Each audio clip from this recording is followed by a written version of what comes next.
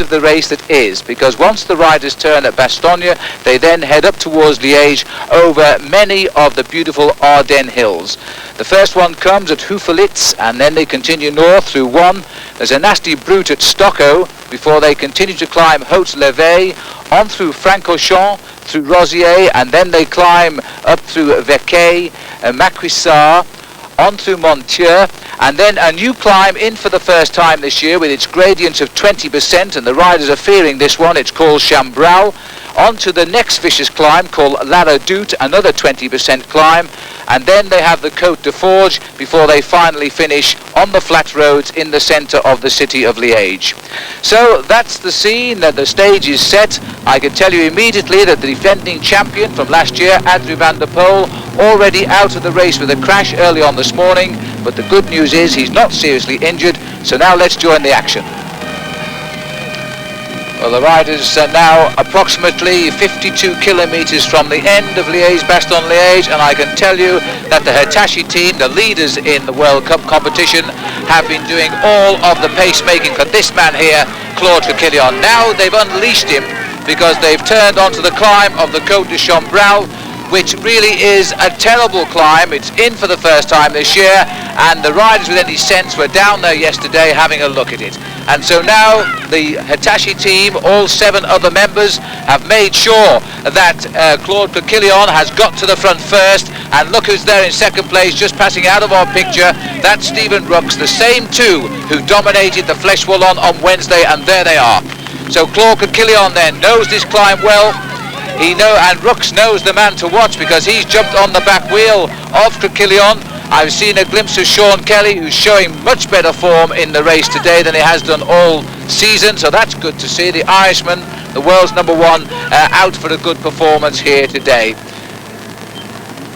A very steep climb. It's 20% on these corners, and the crowd certainly knew where this one was. They've sorted it out on the map, and they've come out here to see if this is where the breakaway will begin to develop. It does appear that the riders themselves have thought so, because they've stayed together for much of the race today. In fact, some 78 riders, more than half the main field, broke clear on the climb of the Côte de Montieu, and now it looks to me as though they might well split up more, because after this climb here of the Côte de Chambral, we then have a short descent, a little bit of flatland, and then we climb the Côte de la Redoute, and that is the infamous climb for anybody that knows the course of Liège Bastogne Liège. It is very, very steep. It's behind the village of Remouchon, and then the riders will begin to feel that those that are left at the top in with a chance of victory down in Liège. Now there's a nice picture, the beautiful Belgian Ardennes at their best today. It's a beautiful day for cycle racing. The sun is not out, it's slightly overcast, but it's gently warm, and spring is most certainly in the air. If you've been following the World Cup with us since the early days of March when we were in Italy, then these riders have been pedalling on average 7 hours a day since then. If they're not racing, then they're normally out training to keep those legs nice and supple for the days of competition. There's the face of Laurent Fignon, who won Milan-San Remo, and don't forget Fignon, we've not seen too much of him since, may find that this course suits him a lot better. And that rider there in blue and white behind Fignon is Luc Roussin. He was the rider who was in the lead in Flèche Wallonne on Wednesday, and he fell on one of the corners. He's back up front again now, working just behind these 3 riders here. Well, Coquillon's obviously got the position he wanted. That's the front of the group on the climb of the Côte de Chambral, and alongside him is Rooks. All the riders having to work here at the front of the group. He obviously isn't pushing home an attack. He's simply setting a pace that might well get rid of the rest. And just look at the damage the attackers caused at the bottom of the climb. This was a compact bunch of some 78 riders that came to the foot of the climb.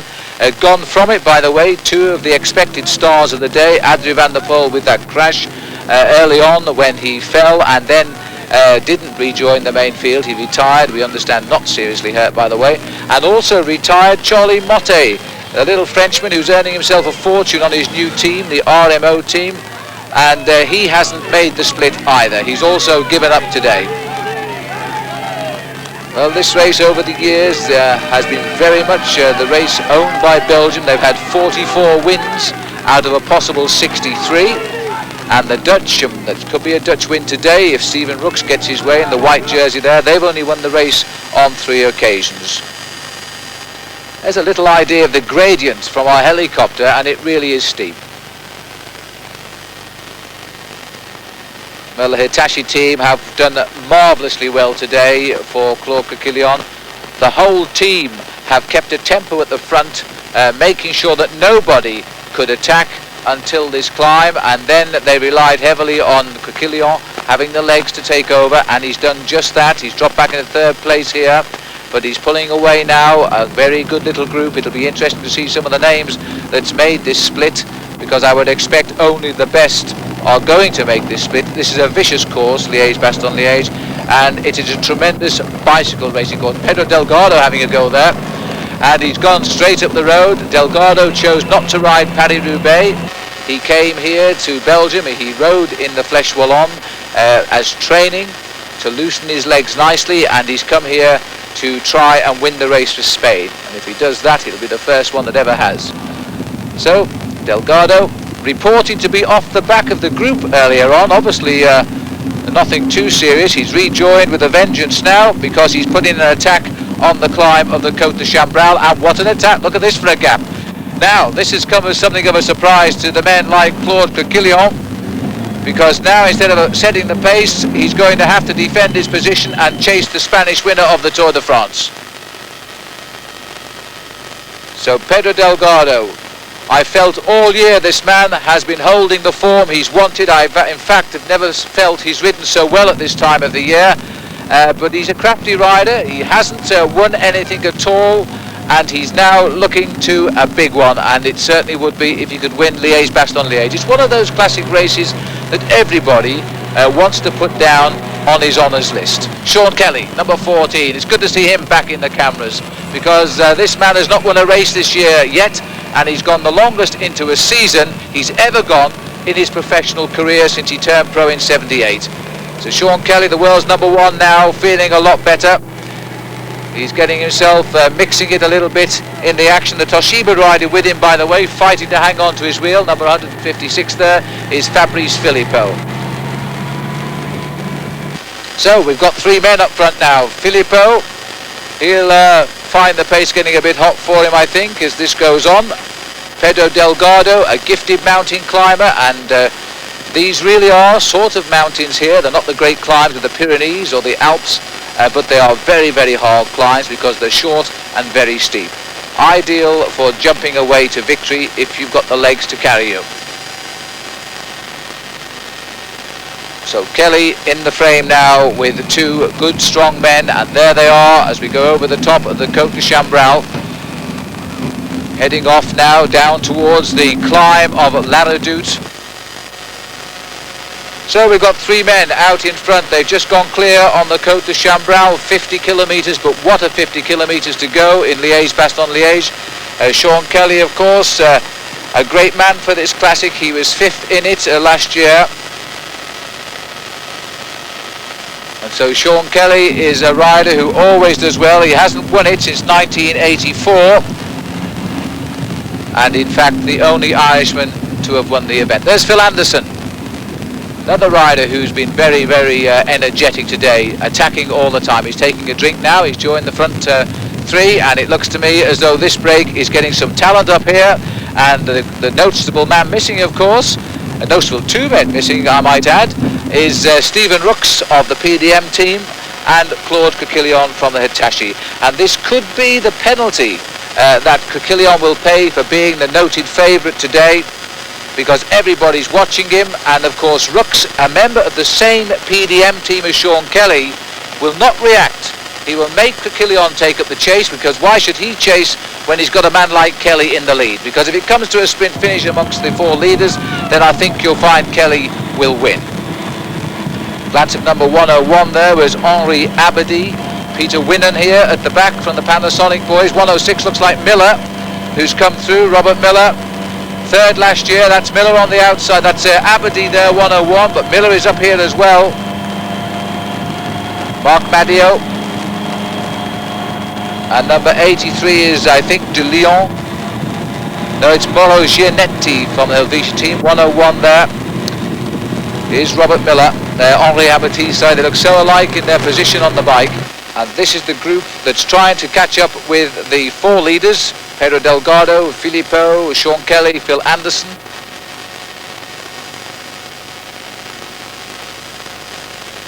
Well, when it happened quickly. 78 men all together on the climb of Chambral, and by the top, 4 men clear. A group of 8 chasing. The big legs of Phil Anderson, who began his cycling career with a Commonwealth Games gold medal. That would have been about 1978 when he won that, and then he turned professional. He became the first Australian to wear the yellow jersey in the Tour de France, and the first Australian, if memory serves me rightly, to win a classic race for 52 years when he won the Amstel Gold Race in Holland. And by the way, Eurosport will be there, of course, next week to give you full coverage of the next counting event in the World Cup Series. And I'm sure Anderson will be there as well. Now, you notice the riders now changing on the inside, swinging to the left. That means the wind has in fact now changed direction, or rather the road has. The wind's still blowing in the same direction, I suspect. It's now coming from the left as we look at the race, which means the riders will now change up the inside of the lead rider, and that means the lead rider gives them shelter from the wind. He's the next man on the course, the next adversary of Liège, the Côte de la Redoute, and as you can see, halfway up the 20% sign. That, in fact, if you think in English like I do, is a gradient of 1 in 5.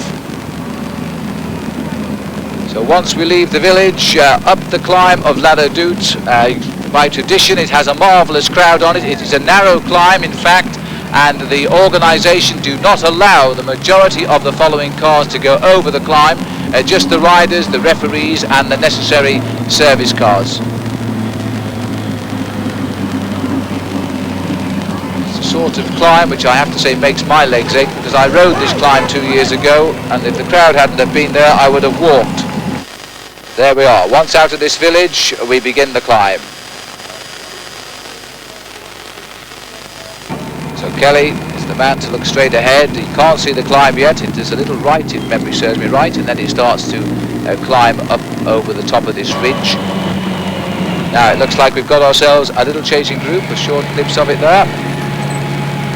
De Silva is the one who's at the back there, and it looks as though we've also got here number 12, Rudy Darnans, and Bruno Cornier is on the far side there from the Z Peugeot team, out with injury, back in the big time now. That's Eric van Lanker from the Panasonic team, and number 185 is Da Silva of Portugal. Very good chasing group indeed. Here's Eric van Lanker. And there's confirmation of those names. They're giving rooks in this front group, and I think that's possibly a mistake. Now the slopes are beginning. Kelly setting the pace. Phil Anderson resting his legs a little bit out of the saddle. Now settles down nicely for the climb. Filippo on the inside, using his whole body here to turn the pedals. Look at those shoulders working. And then look at the smoother legs of people like Anderson and Kelly. Kelly casually riding up this, doing just enough and making sure that nobody's coming up towards the group. Delgado saw Kelly look, so did Anderson, so they all had a look. I think Filippo's more contented just keeping his eyes stuck on the back wheel there of Kelly, hoping it doesn't disappear from view. Anderson's turn to set the pace. Delgado very anxious to carry on. This is not the steep part of the climb, this is just the approach, but you can see the crowd here who've come out to watch it. The motorway on our right there, that's the main road, takes the roads into Holland and Maastricht, and of course that's from where the Amstel Gold will be in just 5 days' time across the border in Holland. Now the crowd gets thicker. It's not unknown for the back markers in this event to get on and walk, get off and walk, because they've been in the saddle now for nearly 6 hours. And there is the prisoner of the bunch in the centre of the picture, Claude Clequillon, and Stephen Roach on the right of the picture, Laurent Fignon on the far right in that yellow jersey, and it looks like Robert Miller here now also setting the pace at the front of this group. These are the heads of state in the world of cycling, Miller is a great climber, the only Scottish professional on the circuit, and was third in this race a year ago. The two men who finished in front of him, Van der Poel out already today with a crash, and the other chap, Michel Dernies, didn't start this morning. So Miller, who has a teammate, in fact, as far as I know, two teammates ahead of him on this climb, may not want to close that gap up too quickly.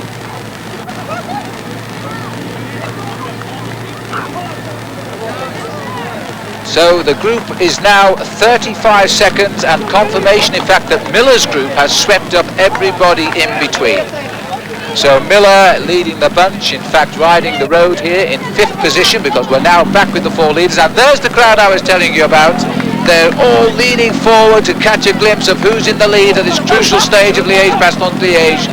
This climb of La Redoute, it's one where the riders use the lowest gears on the bikes today, and for the aficionados listening, they're riding with 41 teeth inside chain wheels and a bottom gear of 23 on the back. Kelly at the back of that group, but Miller is really beginning to find his legs here. He's coming to form in the Tour de Vaucluse recently in the Provence section of France. He was winning the climb up Mont Ventoux as far as Chalet Reynard when he was well clear of the field, but he was caught on the descent. It was too far to hold his advantage to the finish. But as you can see, what a fine piece of riding by Miller here now on La Redoute. He is closing this gap down completely. It could well be that Miller is going to bring this race all together again at the most crucial stage of the event. Kelly is not working so much now. It's in fact, funnily enough, Filippo who's being left to do the pace. Anderson now in that yellow cap trying to get through. Delgado sitting behind the two of them, and Kelly at the back. Back to the main field. Still we have on the inside of those two leaders Robert Miller on the narrow section of the climb, still setting the pace. As we go now up to the leaders, there are 5 riders chasing. So they, in fact, are still just ahead of the Miller group, but they're going to be brought back quickly because there are the 4 leaders. And although officially the gap is 35 seconds, it looked to me as though it might be down now to about 20. So this breakaway far from establishing itself, and life still could be sweet for Claude Coquillon. There's confirmation of where we are. Just 43 kilometres remains of the 268 this morning. And there is Stephen Rooks, anxious now to get back on terms with the leaders. Many people's favourite today is Stephen Rooks. This is the course he likes. Acacio da Silva in his new Carrera colours for the Italian team. He's coming backwards, in fact, dropping back from that group of 5 to save his strength for another day, because there's still 1 or 2 climbs still to come, including the Côte de Forges. Meanwhile, further up the climb of La Redoute, Phil Anderson, the back of the 4 leaders, and Filippo, although he was resting a lot on the flat, he's turning out to be quite a boy on the climb. He's setting the pace all the way up this climb. He wants some help now. Kelly on his shoulder, willing to give it. Delgado, the real climber of that group. Oh, no, Fignon here has decided to shoot across. Very typical move by Fignon. Let everybody else do the work. Choose your effort and go for it. And Rooks is quick to react too. Rooks joins him, and this is an excellent move now by the strong men. 212 is Tony Rominger, and there goes number 21, Stephen Roach, and number 164 here in the Super Confex team is Rolf Goltz. And Turnister, number 18. These are just about every top name in the world of cycling. A lot of men finding they still have a good pair of legs here. Robert Millar flashed to the picture. Miguel Indurain went through in blue, winner of Paris-Nice. Roland Leclerc was the boy in green. Eric Breukings, number 41. Peter Winnen just flashing through the screen there. Just about everybody who's anybody is getting onto the wheels in front. Well, we're going to be in for an absolutely smashing finish today, that's for sure, because the big boys aren't letting that leading group go at all. So we've got the 4 leaders here establishing themselves, or are they at the moment? There's Sean Kelly, because the main field is breathing right down their necks. There's still a lot of racing to come, so we'll take a short break.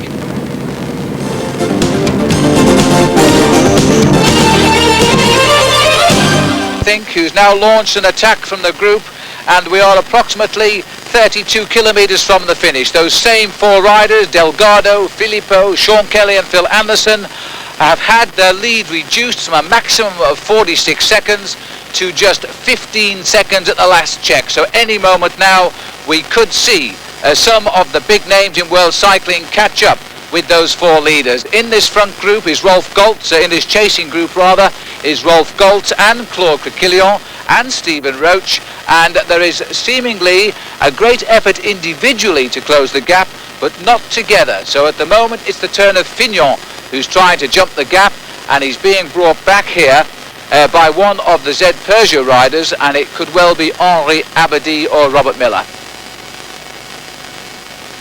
And they've all come together, they've caught Fignon, and they've immediately started a free wheel. Here we are now, back with the four leaders, and Fabrice Filippo is now one of the strong men in this group. We saw him earlier sitting at the back, but I think he was afraid of the climb of La Redoute, and then discovered he was moving a lot better than he may have thought, because he led half the way up that climb, and now he's doing more than his share of the work to keep these four riders away. Well, that gap tumbled down to 15 seconds, but despite the attack by Laurent Fignon, I think the gap is going up a little bit again. We must be approaching now 30 kilometres to go. There's still one or two small climbs, although they might feel big climbs by this stage of the race, like the Côte des Forges. That comes at 240 kilometres, 28 kilometres from the finish. We're approaching that now, and the flowers on the trees there indicating spring is really with us. The Ardennes has claimed a lot of riders today, broken their spirits and the morale to leave this very elite chasing group. The penalty they're paying here is there are so many good names in this group that there's a lot of them not willing to take up the chase, and the longer they wait, the more chance the four leaders have of going through that psychological period, and then they know they'll have won this race. You can see now the teamwork going on.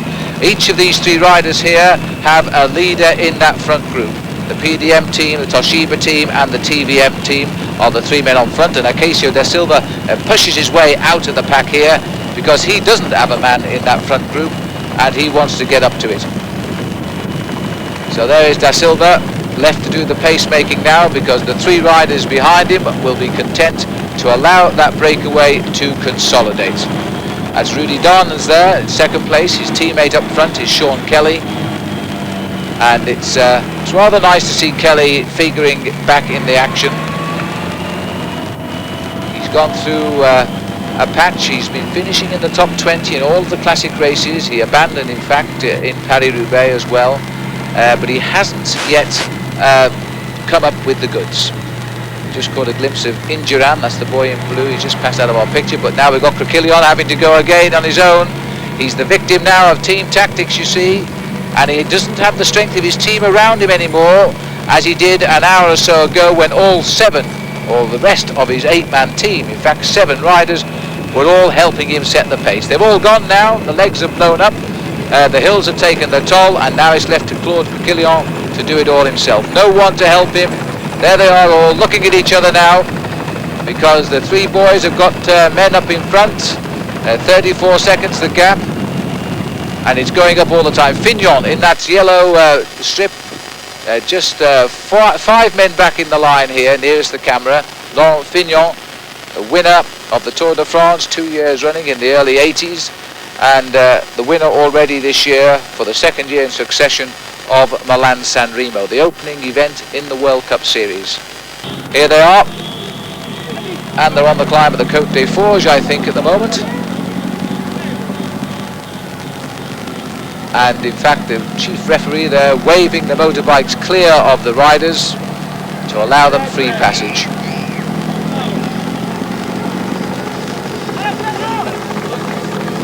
Kelly sitting nicely on the saddle there, those big legs pumping away. He is the most consistent rider in the world these last few years, and this is on towards the top of the climb of the Côte des Forges. As you can see, it's a main road climb, which often means it's not quite as steep as the back roads we've been on, like La Redoute, but it is a hard climb and it does go on quite a long way. Then when we get to the top, There'll be a left turn, I think, and we'll head down towards Liège, but it's still a fair way off. This race is far from over yet, I can assure you of that. The surprise, no doubt, in this breakaway is Fabrice Filippo from the Toshiba team. 2 wins last year, and I think he finished 23rd in Flèche Wallonne a year ago, so he's a man for the Ardennes. And it looks as though Delgado's having a go here. He may have sensed the pace getting down, but Delgado's jumped clear. You see, he's caught all the cars off guard. He's in amongst them. I can never understand these people. They follow cycle racing every day of their lives, and they always get caught out. And Delgado's gone.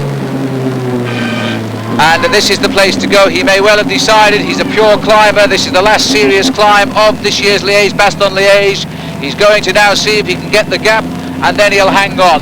He has 28, 29 kilometres to go to the finish.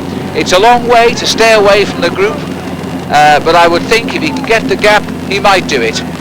So Petra Delgado going clear, the winner of the Tour de France. Remember, the man who lost the Tour 2 years ago in a time trial to Stephen Roach at Dijon, and then last year claimed the yellow jersey on the Champs-Élysées in Paris. Will he defend his title later on this summer? Who knows? So Delgado goes on the Côte des Forges. At the moment, the riders are not making any impression on him.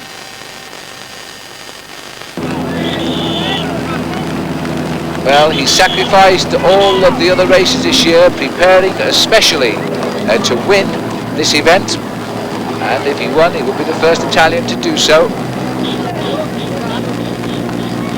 I've never seen Delgado have such good form at this time of the year before. His win in the Tour de France last year certainly made him a new man. And these 3 riders here would like to be new men right now, because they may well be allowing Delgado all the rope he needs.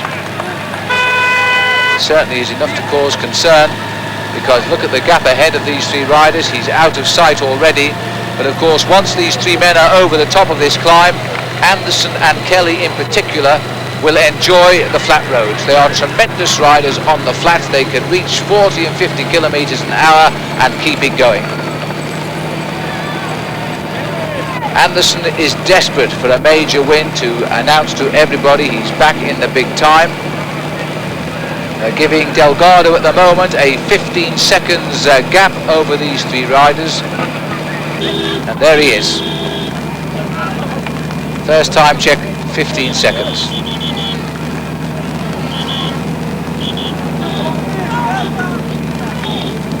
The crowd lining this road here, because if you enjoy cycle racing, there's no better place to live than in Belgium.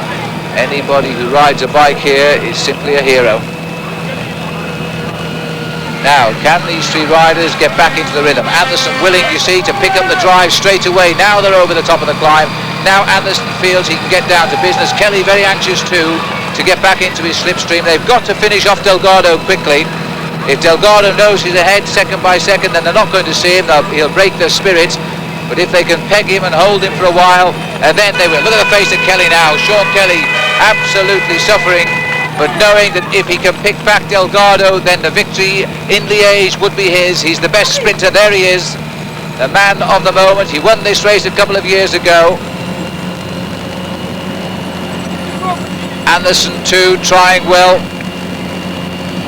46 seconds now. The main field are behind these 3 riders, and approximately 1 minute on Delgado.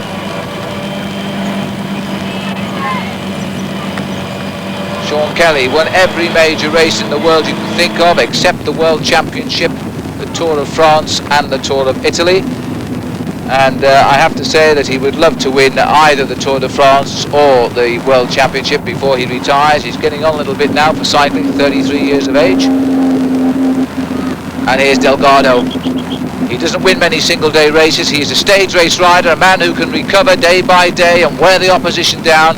20 days and a couple of thousand miles is more Delgado's spirit.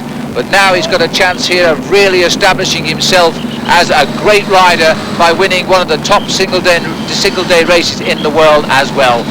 He knows it, he's prepared specially for it, and he's got the lead he wants at the most crucial stage of the race. Turning now the biggest gear on the bicycle of the 14 he possesses. And I bet the old legs are aching as well.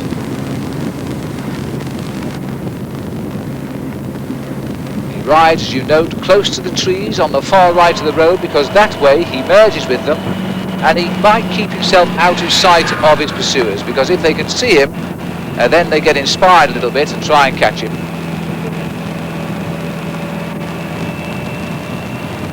Filippo still putting his weight behind this brake, not quite as much as Kelly, and I think the strong man actually is probably Kelly, although Anderson is certainly keeping plenty of drive going. We'll look along the road to the gap.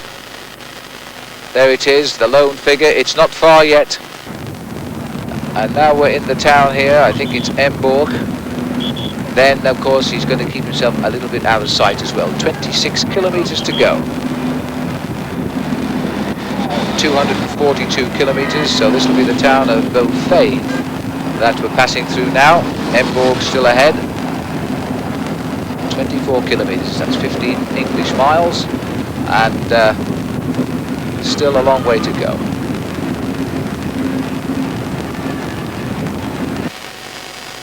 Well, there's the lone figure of Petra Delgado now. He's approximately 24 kilometers from the finish. The chase is all behind him. Can he survive? Come back soon.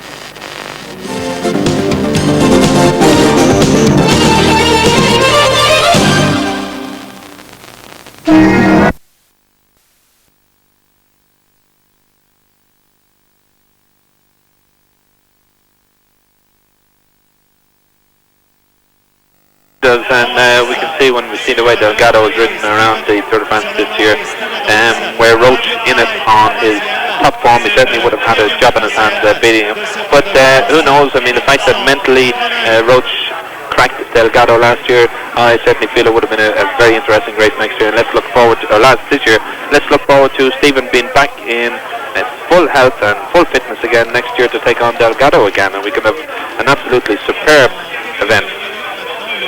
We still haven't got the official result of the stage win, but that great battle between Van Poppel and Bontempi, and what a sight it was there, Pat, as they went up the far side of the avenue where we had. Kelly looks to his left to just make sure nobody is planning anything.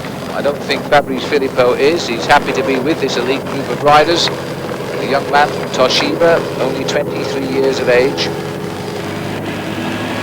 beginning his second season as a professional, and now finding his legs as well. Phil Anderson will also be counting on the sprint finish. He's the man surely who can give Sean Kelly a run for his money and possibly can beat him. There he is sitting at the back.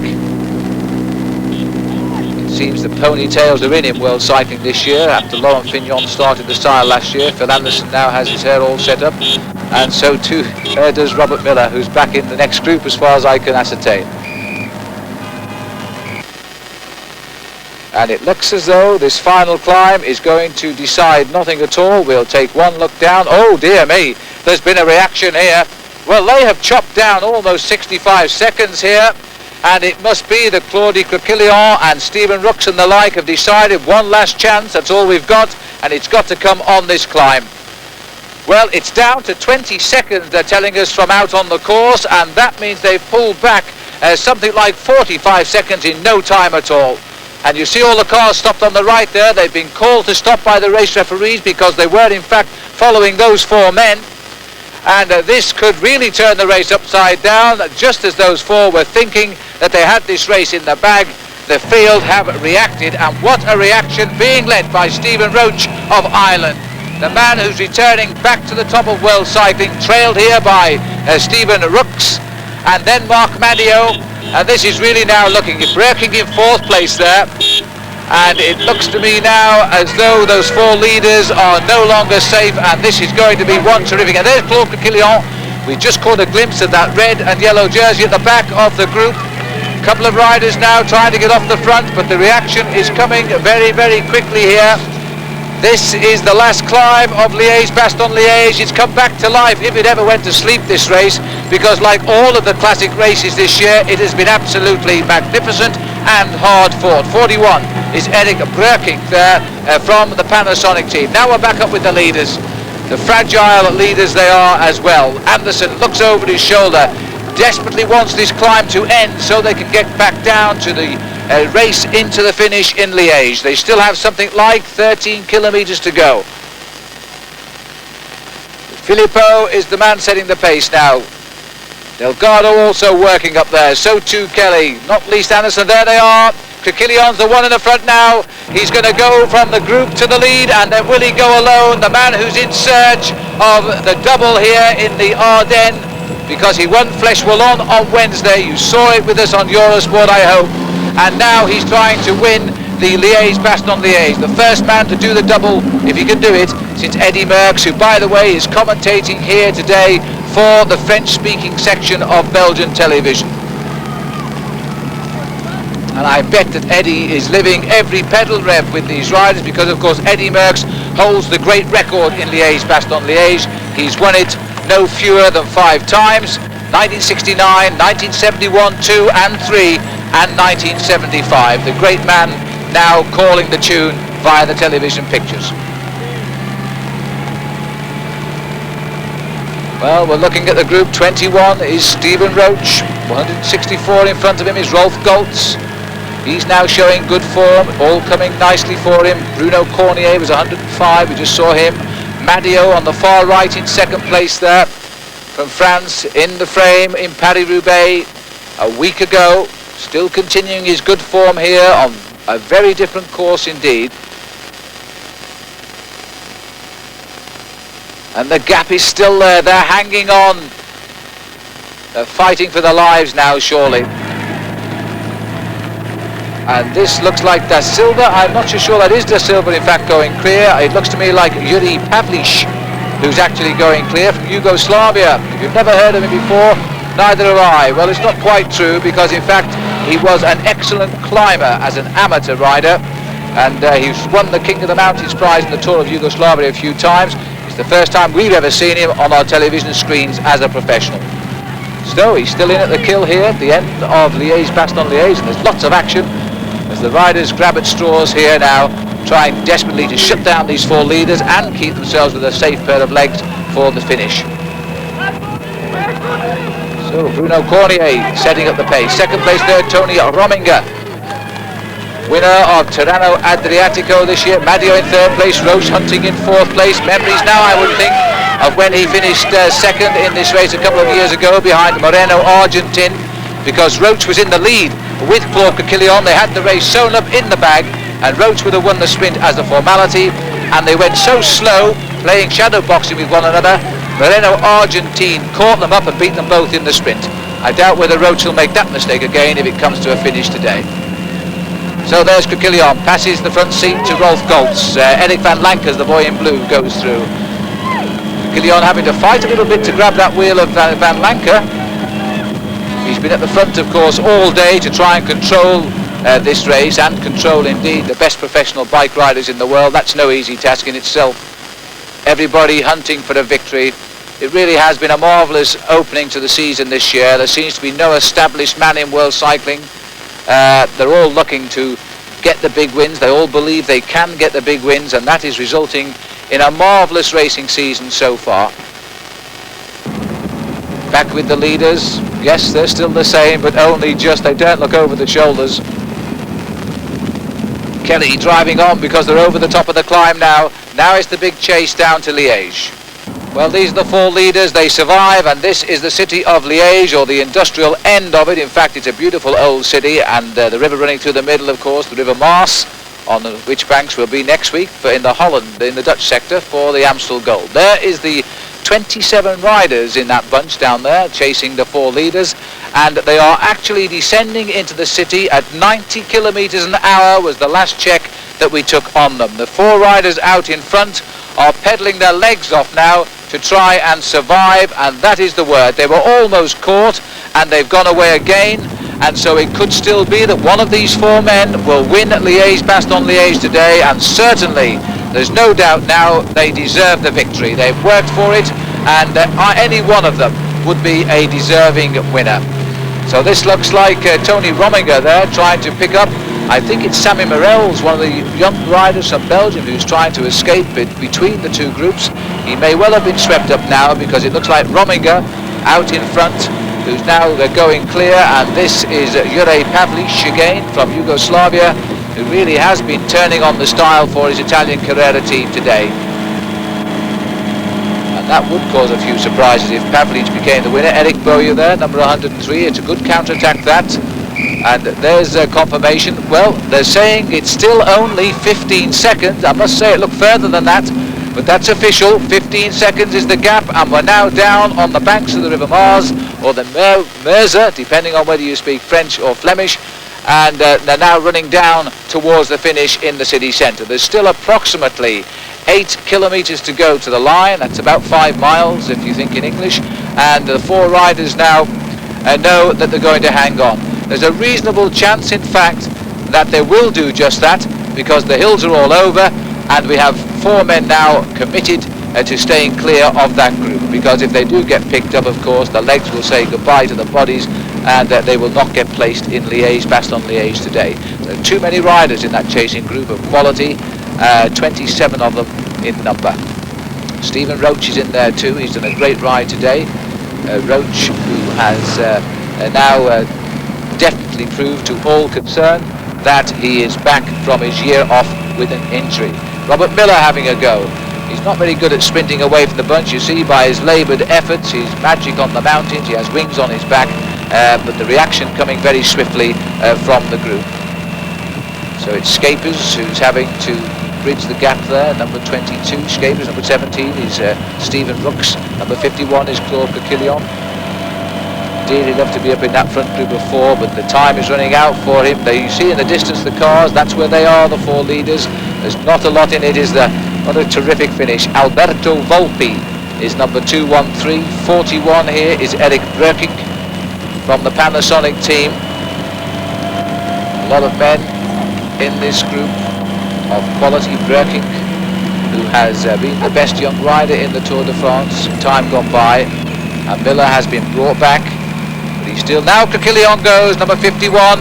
That's the one they all jump onto him as soon as Crick makes his move. The whole field reacts. He looks over his shoulder, sees he hasn't got a chance, and he eases back again. And still they are confirming 15 seconds is the gap to these 4 men.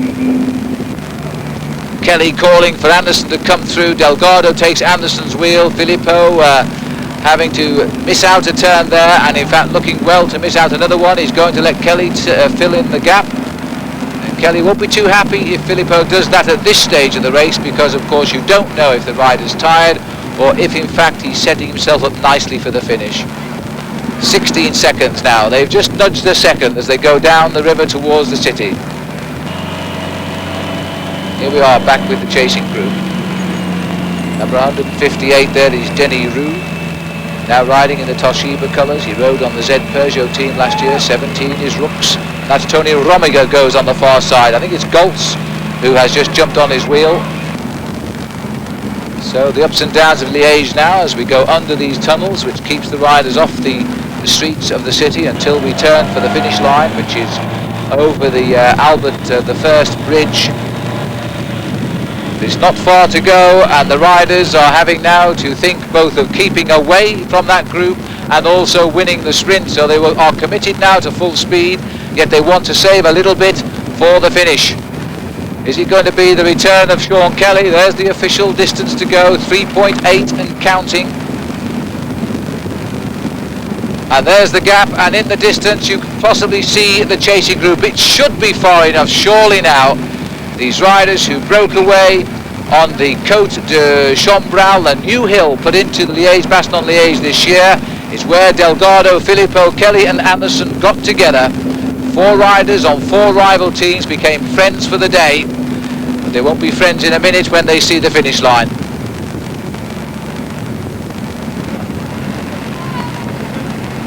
And Fabrice Filippo looks over his shoulder there, 1.5 kilometres from the line now, and 3 riders are just 10 seconds behind them. There they are, Claude Coquillon has broken the elastic of that chasing group of 27. He has with him Eric Van Lancker and Eric Boyer of France. Van Lancker, another Belgium. Coquillon will be the best of those three, I would think, but he's so close now to latching onto these four men. This is going to go down as one of the best finishes in Liege Bastogne Liege for a long, long time. The enormous crowd here now in the city as the riders go down the back of the circuit. If they look to their left across this dual carriageway, they see the finishing line of Liege Bastogne Liege. It's oh so close, and Coquillon chases through now. Coquillon in fact has been joined by all of those 27 riders again, and that will possibly go in the favour of these four men, because they'll be thinking now in that group of who can finish fifth.